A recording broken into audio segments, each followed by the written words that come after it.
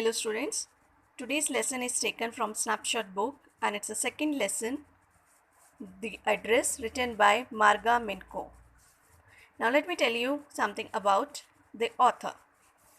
The author is a Dutch journalist and writer. Her real surname was Menko.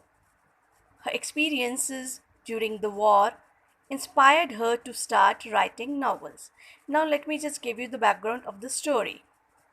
The story takes place during the Second World War when Hitler was planning to kill all the Jews in Germany, Holland, Austria, etc. Narrator's family was Jewish and they were also victims of the war.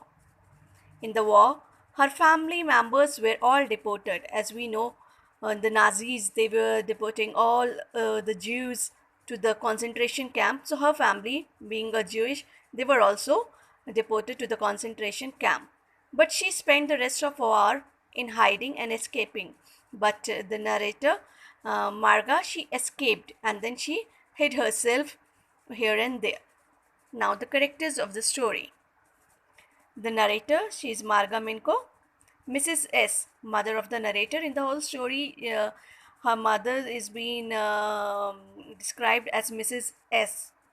Mrs. Darling, an acquaintance of the narrator's mother. Acquaintance means a known person, a friend, but not a very close or a best friend, we can say. A girl of 15, she is the daughter of Mrs. Darling. Now let me introduce the lesson. The story, The Address, is about an address that the author had been given by her mother.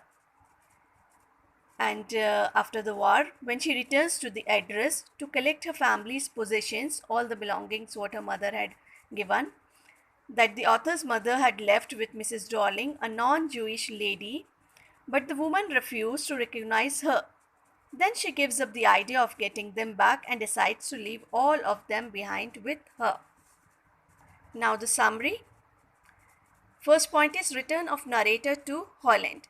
After the World War, narrator returns back to Holland where she lived with her family. She comes back, but she comes all alone because her mother, her father, her brother, her sister, they all have died in the concentration camp. She was the only one because she escaped herself. After getting settled, she remembers her mother's belonging. It took a lot of time for her to be adjusted in that same place where her family lived before the war. So she settled first, and then when she felt that and she remembers her mother's belongings, then she decides to go to the house number 46, Macaroni Street, where her mother's acquaintances lives. Her mother had told in the beginning we read that her mother had given her belongings to her acquaintance, to her friend. She goes there to the same address, she rings the bell and introduced herself. She says that I am Mrs. S. daughter and then I have come. But the woman kept staring. No sign of recognition. But the lady, she looked at the narrator and she kept quiet. She did not even uh, give a smile or she recognized her, nothing of that sort. She just kept quiet and looked at the narrator, and then she asked a question, have you all come back? I thought nobody would have. And then the narrator says, not all, only I have come back. That means that she was knowing, the lady Mrs. Darling was knowing that they are not going to survive in the concentration camp. That's why she inquires whether everybody comes back or not. And then the narrator says she only survived, she only had come back. That means all her family died, they passed away. Narrator saw her mother's green knitted cardigan. In that conversation of the narrator and the lady, the narrator noticed that she was wearing her mother's green knitted cardigan, and she even recognized that wooden button on her mother's cardigan. And then she felt that she has come to the correct address. Narrator wanted to talk to her, but with the woman, she asked to come some other day, and then she closed the door. When the narrator she was standing out of the house, she just looked at the nameplate and then she reads it was the same address, but then she left. When she left, Now she goes back to the railway stations. While walking, she remembers. The second thing discussed in the story is memory. On her way back to the railway station, she remembers the day she came back to her mother at the beginning of the war. And then she remembers the day she had come and she to spend some of the days with her mother before the war, in the beginning of the war. Then she noticed some of the things were missing from the house. And then she inquired from her mother. Her mother ignored her talk and appreciated her keen observation. That time she asked her mother, "Where are the things gone?" Because all those antique things were missing from the house.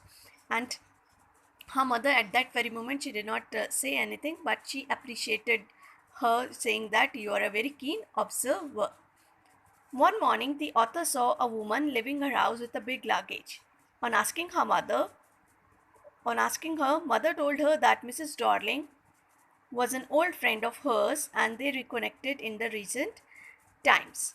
Now, one day when the narrator saw a lady leaving the house with a big luggage, she asked her mother, "What is she carrying? What she's taking away?" That very moment, her mother told that she's my friend, Mrs. Darling, and recently only we have reconnected, and then she is taking their all um, antique things, all the valuable things, so that she can keep them safe at her house in this wartime, because they do not know anytime they have to leave the house and go away.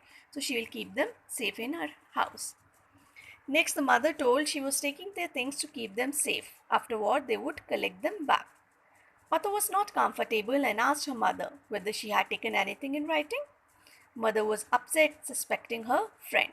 She told her about the address, Macaroni Street House, number 46. Family was driven to the concentration camp. No one survived, only the narrator. Then uh, when the author asked her mother, because seeing that lady, she felt some that she's very strange kind. So she asked her mother whether she has taken anything in writing, how to believe her that she's keeping all their things. Then her mother was upset. She's saying that she is her friend, and how to suspect her. She's a well-known person, and then she's just helping at that very moment. So at that time, the mother had told the address to her daughter, Macaroni Street, house number 46. After that, uh, in the war, the family was taken to the concentration camp. Only the narrator survived. All the other members of her family, they did not survive. Okay, let's continue. The next thing was the revisit of the to the address. Now, she decides to go back and reclaim her belongings. Visits the house. A girl of 15 opened the door. That is Darling's daughter. Now, the narrator, she was not comfortable when she goes back to her house, and then still she was longing for her mother's belongings and all that. So she decides that she will go back and she will claim for her belonging. So she visits the house again.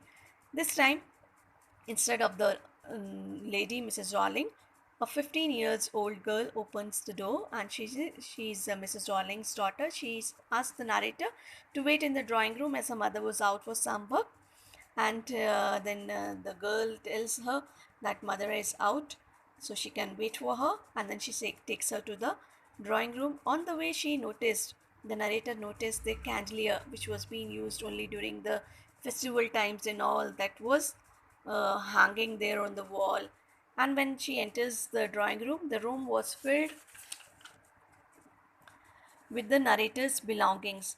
She checked the burnt mark on the tablecloth. Her silver spoons, cups, and saucers, plates on the wall, everything reminded her of the past. And when she enters that room, she sees that everything is hers. The things are kept in a very untidy way, in a strange way. When the girl offered her the tea, the same cup and saucers were used. When she asked her to have some sugar, and then she shows her the silver spoon and all, that was hers. Even she noticed the plate on the wall, that was her. Everything belongs to her. and then she really felt very sad and bad. Things were same but were kept in a strange manner. Narrator lacked the touch of her mother.